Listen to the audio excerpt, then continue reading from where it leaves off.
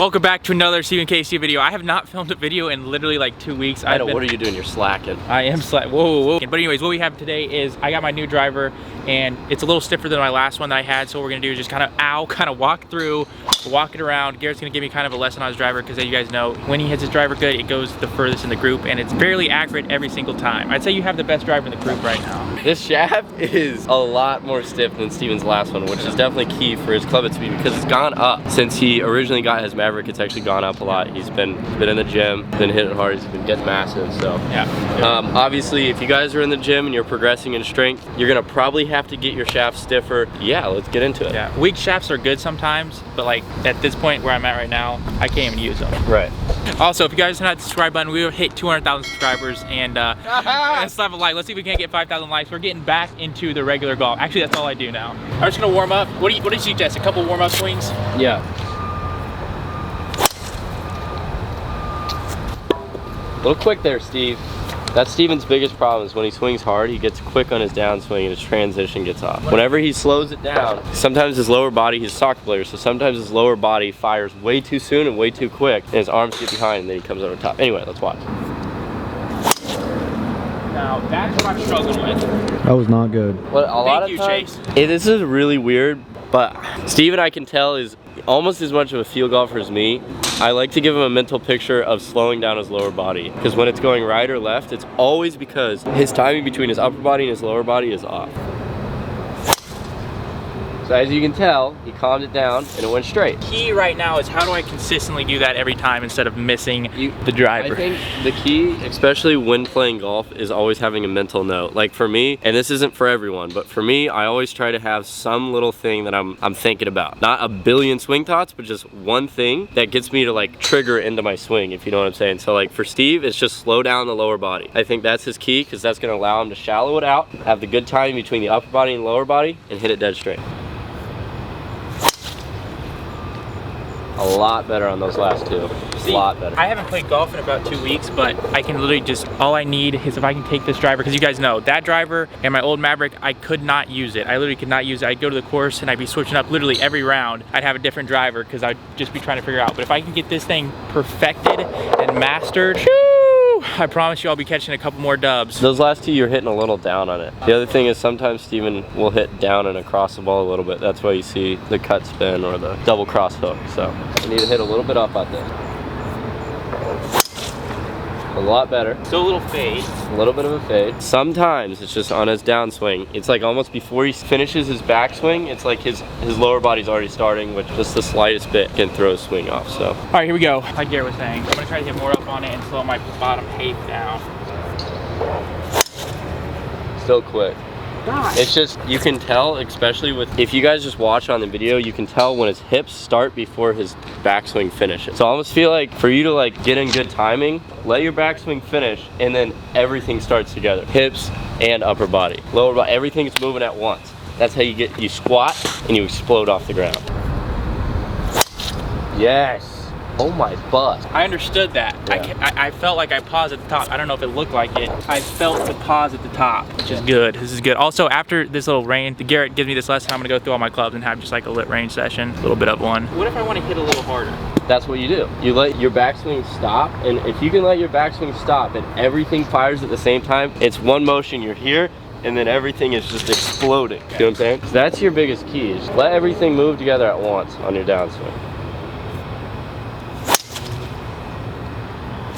It's good. Let's try that again.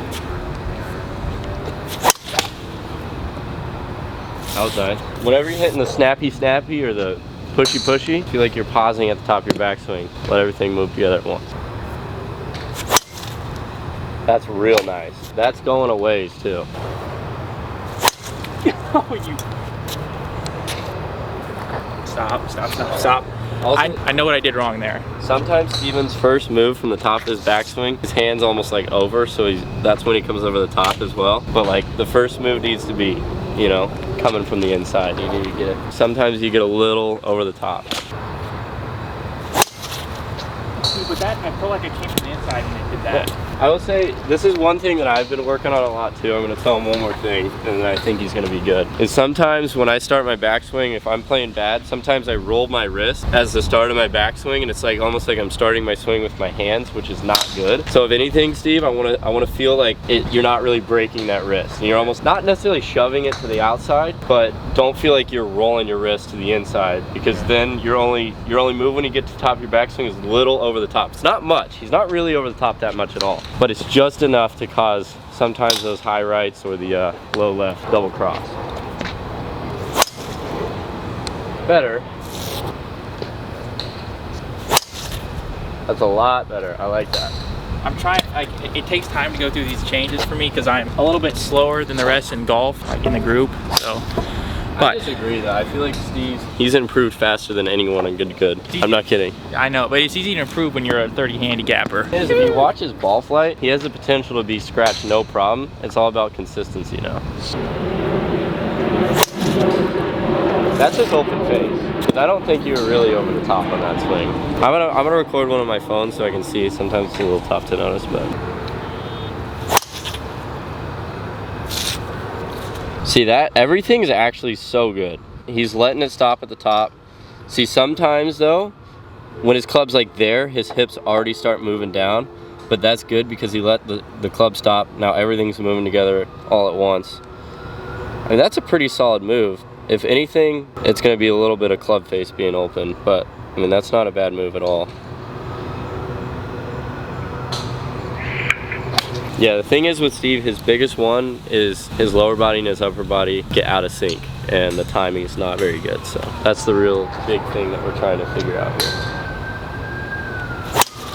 Yeah, that's your move right there. I noticed on that last swing that we recorded in slow-mo, if anything on his backswing, he was taking it a little to the inside. It's pretty simple. This is a standard rule of thumb for you guys at home. If you roll the club to the inside, you're gonna get up here and all your club's gonna wanna do is come over the top and a little bit steep. But if you take the club a little bit more to the outside, all the club's gonna wanna do is shallow out and come from the inside. That's like a very standard rule of thumb. It doesn't necessarily apply to everyone because some people have interesting swings where they're able to shallow out certain backswings, but pretty standard rule of thumb. If I hit these two really good, then I'll just go into a regular range test, hit a couple clubs, but gotta finish with 2 good shots. Yeah, feel like you're shoving that shaft towards me, and that's what you gotta imagine. I'm at that angle that you need to be at.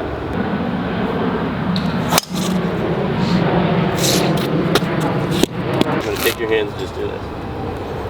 That's your feeling there. Yeah, that's it, right there. That, I understood that. That's good. One more. Yes, so much better. I'll take that all day. Like, none of them were bad, like they'd all be near the fairway or close to the fairway, but if I can get it where it's perfect every single time, I feel like that will help my game a lot. I don't know. The thing is, for Steve, I think the stiffer shaft is the way to go.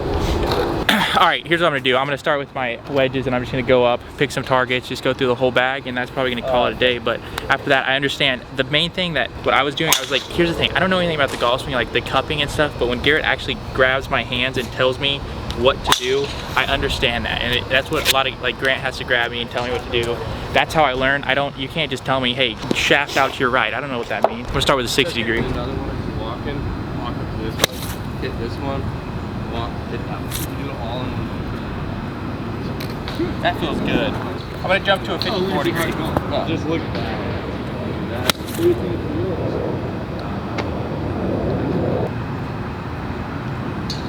I know what I'll do after I hit that one.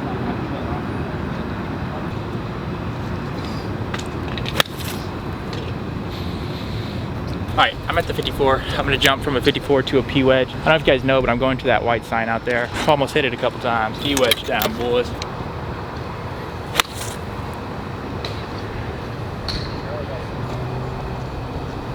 I'm on it.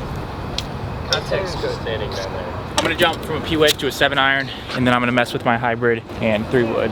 Make sure I still have the driver, and that's gonna end the range session. I hope you guys enjoy. This is just different. I need to grind. Good weeks coming up. It's important. I like playing good there, and the little time that I put in has shown progress, so I'm just gonna keep doing it.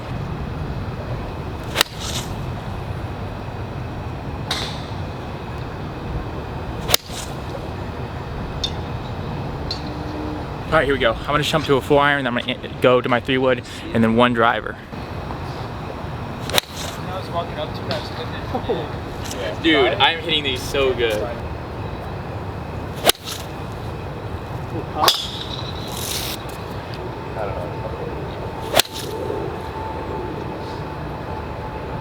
Those are hit really, really hard. No, they are. I can tell. I can feel it.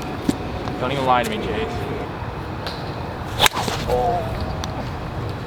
I'm gonna finish. I got 1 ball, 1 driver. If I hit it good, then we complete the video.